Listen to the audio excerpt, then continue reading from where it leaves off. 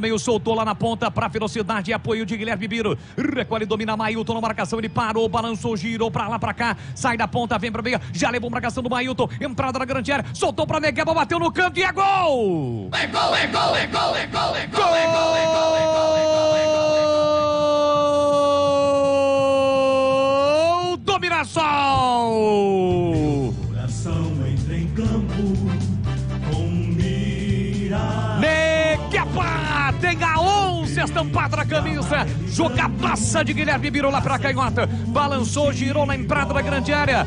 Rolou pra Negueba, que havia perdido um caminhão de gols. Mas desta vez ele dominou livre. Levantou a cabeça, ajeitou a bola e meteu no ângulo. Ou no ângulo não, a meia altura, canto esquerdo. Ele procurou o ângulo, mas meteu na entrada da área ao receber a bola no canto esquerdo de Kaique França, que nada pode fazer, muita gente na frente do goleiro, a bola fez uma curva espetacular.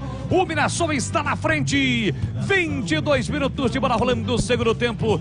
Tá registrado em Mirassol, é aquela velha história. Água mole em pedra dura, tanto bate até que fura. O gol do Mirassol estava madurinho e aconteceu. E o detalhe do gol, Vladimir Catarino. É um ditado que eu acabo de inventar também, né? Quando o vento sopra forte, acaba secando a roupa no varal.